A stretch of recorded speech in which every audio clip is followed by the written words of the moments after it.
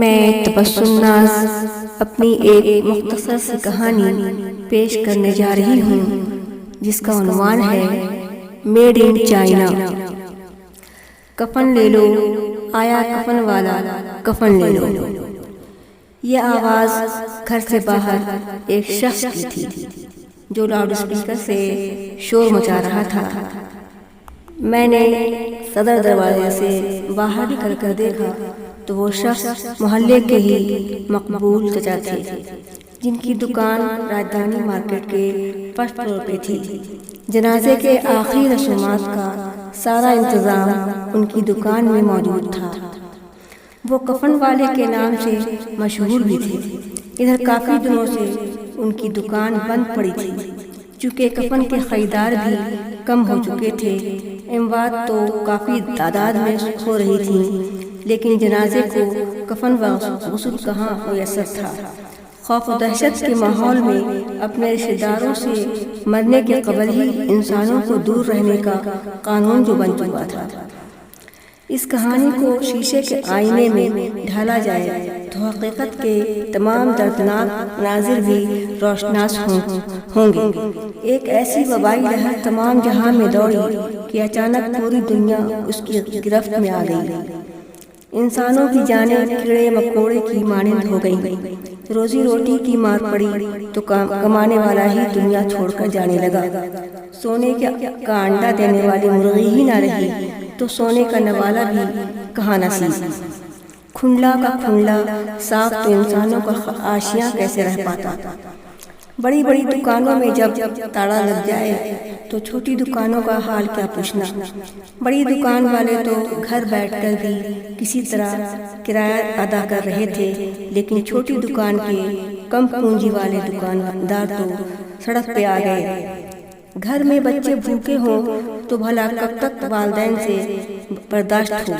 چوکا برتن کرنے والی خاتون کو بھی مالکن نے تنخواہ دے کر کام کے لیے منع کر دیا تھا۔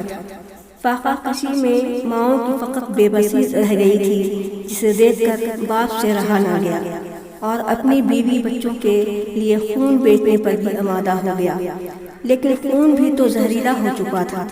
روزی روٹی کا سبھی راستہ بند نظر آیا۔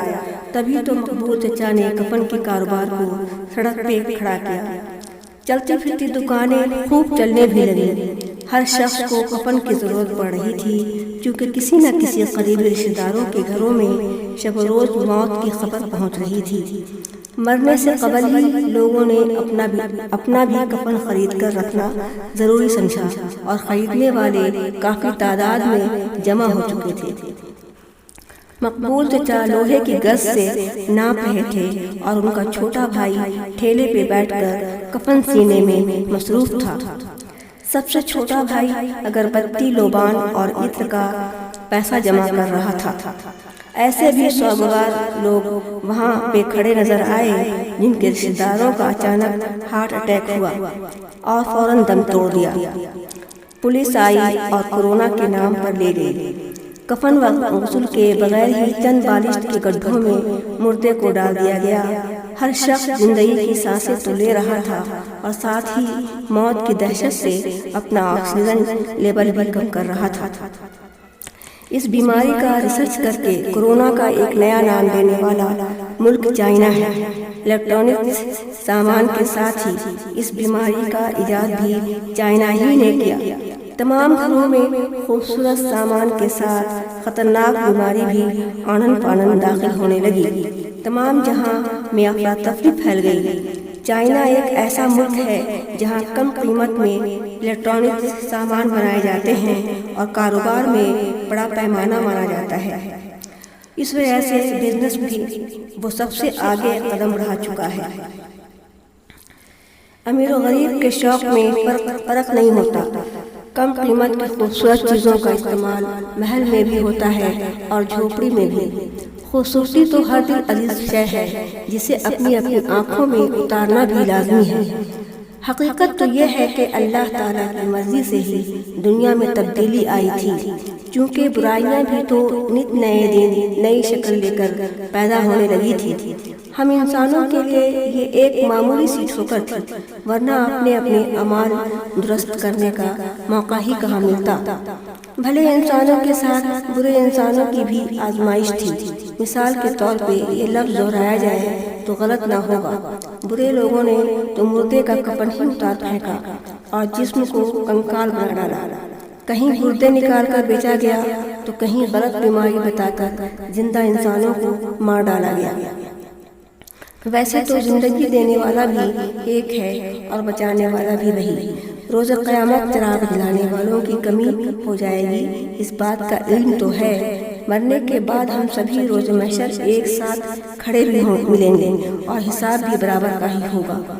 کفن تو ان مرنے والوں کے جسم پر بھی ہوگا جنہیں کفن غسل کے میسر نہ ہوا تھا۔ کفن تا قیامت تر و تازہ ہی ملے گا۔ نیک بندے کی روح تو قرآن ہے جسے جزدان میں رہنا ہی ہے۔ اللہ تعالیٰ نے انسانوں کے دل میں قرآن کی آیت بسائی ہے تو اپنے نیک بندوں کو کفن کے جزدان میں ہمیشہ محفوظ رکھیں گے۔ آمین ثم آمین۔